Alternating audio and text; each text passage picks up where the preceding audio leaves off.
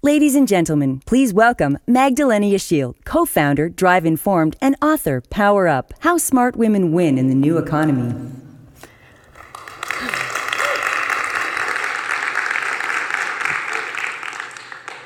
Power Up, How Smart Women Win in the New Economy launched last week. And it is debuting here at the Dreamforce store, Dream Store.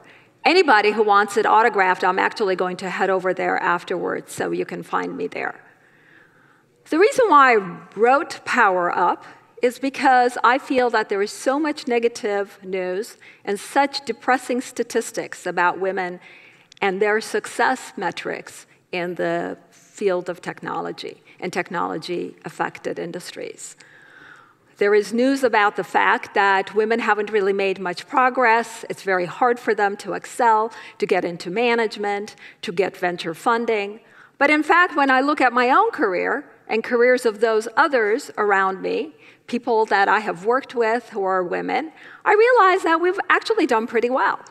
So Power Up is basically a guidebook. It is a way of showing how one can win very much as a technologist in the new industry. Marc Benioff wrote the foreword to Power Up. There he says, Power Up challenges and empowers readers to take control of their careers. As I can attest, you'll have an advantage with Magdalena beside you on your journey. What does he mean by this? Well, I am the founding board member and first investor of Salesforce. Let me tell you the story. I actually want to say I thank you because it's really the Salesforce team and the Salesforce community that has made this company such a phenomenal, not a phenomenal company, but a phenomenal movement, starting with the cloud movement and today the whole focus on community and the customer. How did my relationship with Marc Benioff start? Well, it turns out I came to the United States to go to college. I was a graduate student at Stanford University studying electrical engineering when these two guys came in one afternoon to interview us. One of them was named Steve Jobs, and the other one was named Steve Wozniak. And they interviewed a bunch of the graduate students, and at the end of the day, they made offers to about a handful of us, and I was one of them. I was extremely excited. It was my first job offer in the United States. I ran to my advisor's office, and I said, I have a job offer. I think I'm going to accept it. He said, which company? And I said, Apple. And he stopped. And he said, why would a technology company name itself after a fruit? Why don't you go and work for a real technology company? I asked him what he meant, and he named Intel, National Semiconductor, and Advanced Micro Devices as real technology companies. So I did exactly that. I went and interviewed with those companies and ended up getting job offers from them, and I took the job from Advanced Micro Devices, and thus started my career in the technology industry. I have 3 decades. The first decade is as an employee. I started out in engineering and semiconductors, and then pretty much moved as Silicon Valley moved on from semiconductors to computer systems. I was actually product manager for the very first Unix desktop machine, and then into software with a short stint in management consulting. And then the second decade started my career in the entrepreneurial realm. The reason why I became an entrepreneur wasn't because I had grandiose dreams of starting my own company. It was because I couldn't find a job. I couldn't get a job. I had had a short break in my career. I was getting a little older than most of the people who were interviewing me, and I was not having a good time. The industry wasn't doing well. I wasn't getting a good job offer. So I became an entrepreneur. I founded 3 companies in the 90s. The first one was in the internet access space, UUNet. We took UUNet public in 1994. You have to realize these are very early days of the internet. It was still in the domain of universities and research institutes, the government, the military, et cetera. And UUNet was the very first company that provided internet access to corporations, commercializing it. The second company, CyberCash, was in that continuum of commercializing the internet. And that's actually where I met Marc Benioff. Cybercash enabled the very little merchants that were just emerging on the internet to actually securely take payment from consumers. So we had a piece of software that was consumer software, a piece of software that's set at the merchant, and then software that's set at the banks. And we ran on top of Oracle and Sun servers. Marc was my counterpart at Oracle, and we did a really great job. And in fact, Cybercash became very successful. And in 1996, we took Cybercash public as well. And then I started a third company, a small one, MarketPay.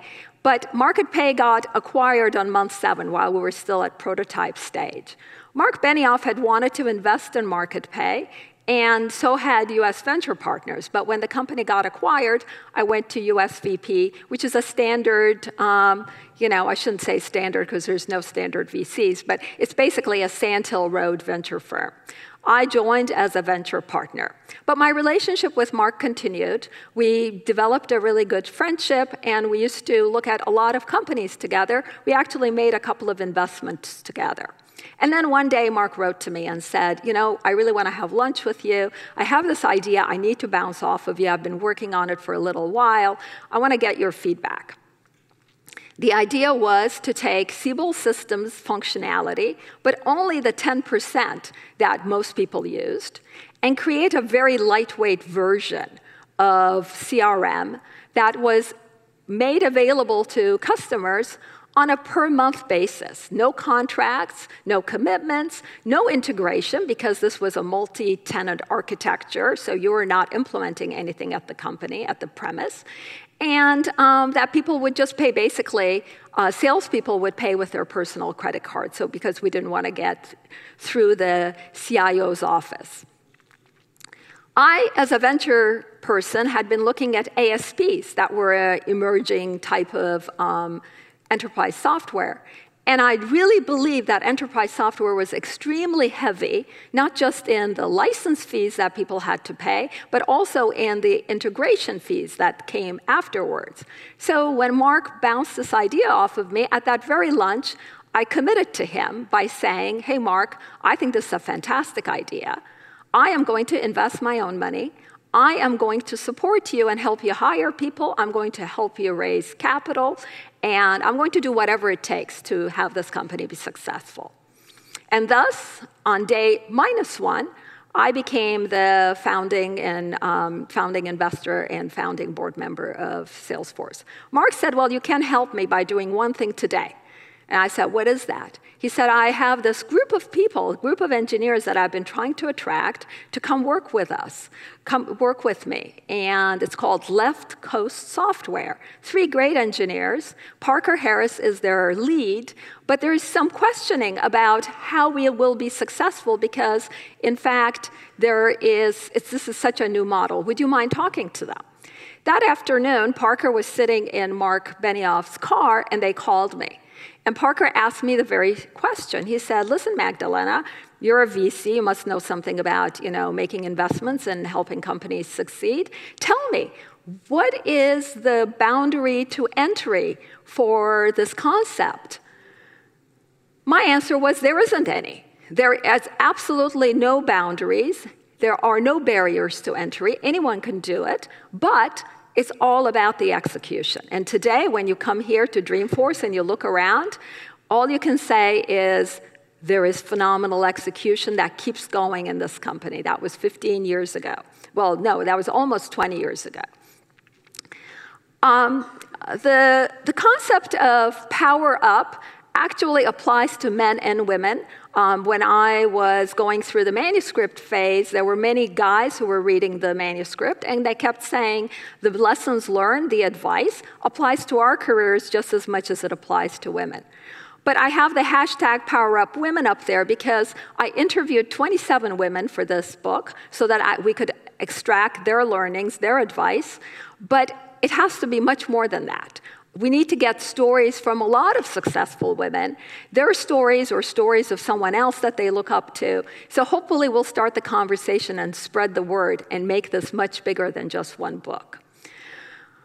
The first concept that I open the book with is this power to flow. And by the way, I have these different points in here. We have 15 minutes left, so there's no way I'm going to talk about each one of them. But I'm putting them up so that you have a sense as to what the content of the book is. The power to flow, though, is a very important imagery for me. It has really helped me through my career. Where I am from, Turkey, when you're leaving, embarking on a big journey, your family, friends, and the whole neighborhood actually shows up with buckets of water. And as you're either walking away or driving away, they throw those buckets of water after you. That's what they did to me when I was leaving for the United States to come to college for the first time. The water simplifies the ability to flow. Why? Because when the water hits a rock, an obstacle, it finds a way to go around it. When the water hits a wall, it finds a crack to go through it. And if there is no crack, sometimes it might flow under it. Water always flows forward. And many times in my career, I have hit obstacles, but I've realized they are not failure. They are not to stop me. I am like water. My friends and family threw it behind me, and I will continue to flow. It has really helped me a lot, that simple imagery, and I urge you to use it as well when you feel like you've just hit a wall and you can't move forward anymore.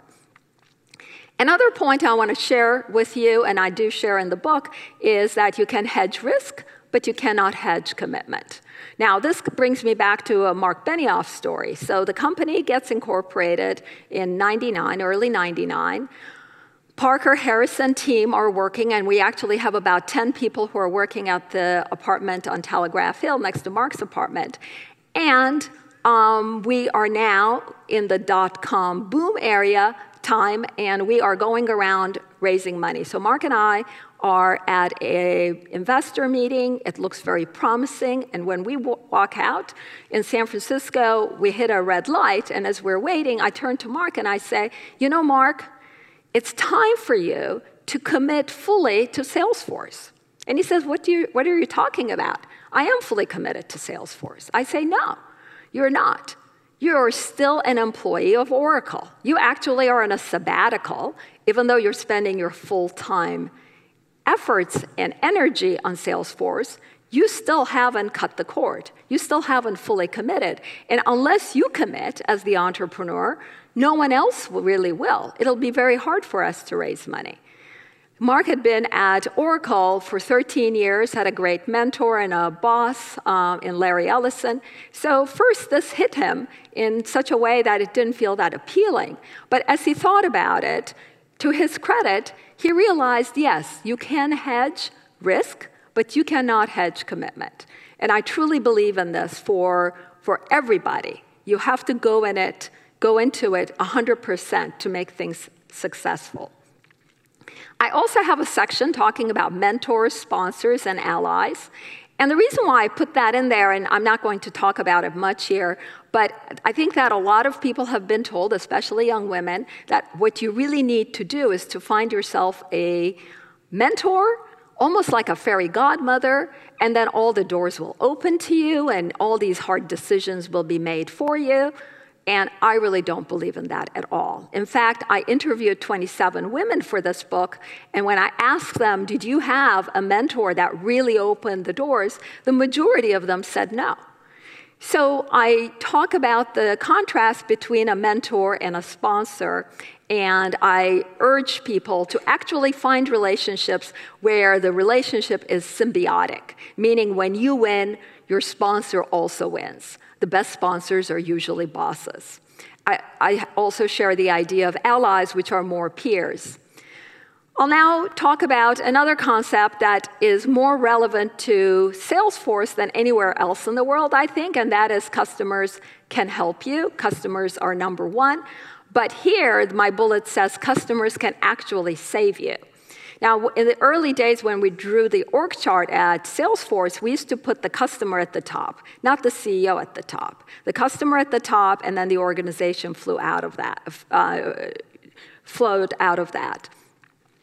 I don't know how the Salesforce org chart is drawn today. It's a little bigger with 25,000 people. But the mentality still applies. Customers are number one. But let me tell you why I say customers can actually save you. So remember I said we started in the dot-com boom era, 99. Everything is going incredibly well. We get the software written. And then we start having all these early adopters using the software for about $50 per seat. And they're paying with their own credit cards. These are the dot-commers. They're doing very well. They've got a lot of VC funding. And then what happens? The dot-com bust happens. And slowly but surely, our customer base starts either dwindling down or just dying outright. Our revenues start going down. Now it is October of 2001, and we are burning about $1 million to $1.5 million per month. We have a real cash flow issue. We're in big, deep negative cash flow. Marc and I talk about the fact that maybe I can take our team, back to my firm, venture firm, USVP, and raise some money to cover this gap.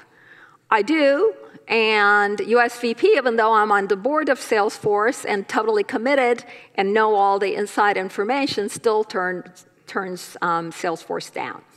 Very, very dark night in my life. I have 2 kids at the time, 11-year-old and 12 and a half, 13-year-old. I put them to bed and go back to my computer, start playing with spreadsheets, trying to figure out how can I flow through this? Where is the crack? Where can we get help? I ask other VC friends the next day, the next week, the next 2 weeks, while playing with a spreadsheet to see if we changed our model, if we can actually get ourselves out of this difficult place. To date, we had no contract, no upfront payment. Everything was paid on a monthly basis, and billing was done on a monthly basis. So I go back to Marc, armed with the spreadsheets that I've done, and say, look, if we could just move our customers to an annual billing cycle where they pay us upfront with a discount, then I think that we can get through this difficult time. We actually will get the cash, we'll collect the cash upfront. He says, no way, our whole model has been no commitment, no contract. I've been preaching this, it's really going to alienate our customers. And I say, well, maybe our customers love us enough that they will actually go with this. We both say, let's go ask the salespeople. They know best because they're in front of the customer. Long story short, we do ask the sales folks, and they say, actually, we think that the customers some of them will go for it.